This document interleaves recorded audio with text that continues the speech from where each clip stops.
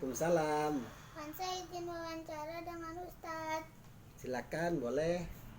Pansa dari sekolah pesantren Ummu Habibah kelas 2. Iya, Siapa nama Ustadz dan tinggal di mana? nama saya Satriadi. Boleh disapa Adi. Tinggalnya sekarang di Karawang, tapi alhamdulillah kita ketemu di Karawaci karena di sini adalah rumah orang tua. Boleh, silakan lanjut. Apa yang memotivasi Ustadz bisa menghafal Al-Quran 30 juz? Ya, mula-mulanya keinginan menghafal Al-Quran 30 juz itu sudah lama, masih di bangku sekolah, bukan baru-baru. Jadi pada waktu itu sempat ikut sholat di masjid yang bacaannya panjang, bacaannya tartil. Jadi kalau tartil ini adalah tidak terlalu cepat dan tidak terlalu lambat. Bacaannya juga tahsin, artinya bacaannya baik tajwid maupun makhrajul hurufnya sudah sesuai dengan apa yang diajarkan Rasul. Irama murattal ini membuat bacaan Al-Quran itu enak didengar, sehingga pada waktu sholat kita betah berdiri berlama-lama, bahkan sampai kita lupa segala sesuatunya kecuali sholat kita itu sendiri. Itulah sholat yang khusyuk. Kurang lebih itu untuk yang memotivasi untuk menghafal Al-Quran. Silakan lanjut. Bagaimana cara Ustadz bisa menghafal Al-Quran? Cara menghafal Al-Quran itu sebenarnya metodenya bermacam-macam, tekniknya bermacam-macam. Jadi kita bisa menghafalkannya memilih waktu yang tepat. Waktu yang tepat itu biasanya waktu belajar terbaik itu kita sesudah subuh atau pagi-pagi. Kalaupun kita belajar menghafal Al-Quran itu siang-siang, ada waktu sebelum atau sedikit sesudah sholat zuhur kita ada waktu tidur sebentar. Itu namanya kalau dalam sunnah Rasul disebut qailulah. Ya, tidur siang sebelum menjelang zuhur atau sedikit sesudah sholat zuhur, sehingga pada waktu kita mulai menghafal Al-Quran lagi, pikiran kita segar seperti orang yang bangun pagi. Ya, lanjut. Belajar di mana dan dengan siapa Ustadz menghafal Al-Quran? Ya, belajar di mana, sumber-sumber belajarnya memang secara bertahap banyak. Yang paling berkesan ada di 3 tempat. Dulu lahir besar di Jakarta Barat, tapi mau jalan jauh ke Jakarta Selatan untuk di tempatnya Ustadz Abdul Aziz bin Abdul Rauf di Al-Hikmah Mampang. Sesudah itu pindah tempat tinggal ke Tangerang. Belajar namanya di Ma'had Nidaul Quran di Villa Ilhami, dari belakang rumah sakit Qadar, pintu tol Karawaci. Nah itu.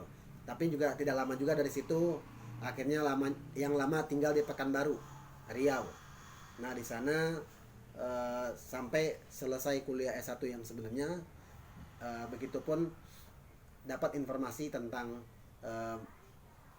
menghafal Al-Quran, daurah tahfiz Quran 30 juz dalam 40 hari. Nah, disitulah untuk menghatamkannya. Dari Pekanbaru jauh-jauh datang ke Megamendung, Puncak Bogor untuk menyelesaikan tahfiz 30 juznya. Alhamdulillah selesai untuk khatam pertama, dan di sana baru diketahui bahwa sebelumnya ternyata yang sudah dihafal sebelum pergi daurah itu kurang lebih 18 juz. Berarti PR-nya sesudah khatam pertama adalah menyelesaikan hafalan yang kurangnya sampai mungkin 30 juz. Kalau mungkin itu artinya kita siap untuk ditampilkan bacaan itu kapanpun, dimanapun, dalam satu waktu. Nah itu, lanjut. Berapa lama Ustadz menghafal Al-Quran 30 juz? Ya, kalau dari mulai ancang-ancang pertamanya, keinginan tekad pertama mulai menghafal Al-Quran, boleh dibilang masih di bangku SMP, tahun-tahun 91-92. Kalau waktu hatam pertama 30 juznya akhirnya di Megamendung tahun 2016. Boleh dikata kurang lebih 25 tahun. Untuk yang kalau orang yang jalur pendidikannya untuk sekolah menghafal Al-Quran itu lambat. Tapi yang penting kita adalah bagaimana kita istiqomah, bagaimana kita sampai berhasil menjaga hafalan-hafalan kita itu. lanjut. Bagaimana cara menjaga hafalan Ustadz supaya tidak hilang? Ya, menjaga hafalan supaya tidak hilang adalah mengulang-ulangnya bukan hanya di dalam sholat tapi juga di luar sholat. Kalau di dalam sholat kita bisa mengulang-ulang hafalan kita dengan cara membawa bacaan, mengulang hafalan kita itu dalam bacaan-bacaan surat-surat setelah Al-Fatihah. Kalau kita dalam sholat wajib, kita kan terikat dengan jamaah, jadi waktunya terbatas. Biasanya kalau mengulang hafalan itu di sholat-sholat sunat yang tidak ada target waktu. Misalnya sholat sunat ba'diyah, yang sholat sunat yang menyertai sholat wajib setelah sholat wajib. Sholat sunat ba'diyah itu pada zuhur, pada maghrib, pada isya. Di luar itu ada lagi sholat yang posisi waktunya tertentu, tapi dia tidak terikat berapa lamanya. Kita harus berdiri, gitu kan. Nah itu biasanya kita sholat duha. Sholat duha kan 2, 4, 6 gitu kan. Atau juga kita sholat tahajud. Sholat tahajud itu minimalnya 2 sampai 2, 4, 6, 8 gitu kan. Kayak begitulah. Dan di luar sholat kalau kita mengulang hafalan Al-Quran itu caranya adalah kita mengamati di mana waktu-waktunya orang dalam kesibukan. Badannya sibuk tapi pikirannya santai. Di keluarga kita, kerabat keluarga, begitupun teman-teman tetangga, kita lihat ada yang kegiatannya sibuk tapi dia suka nyanyi-nyanyi.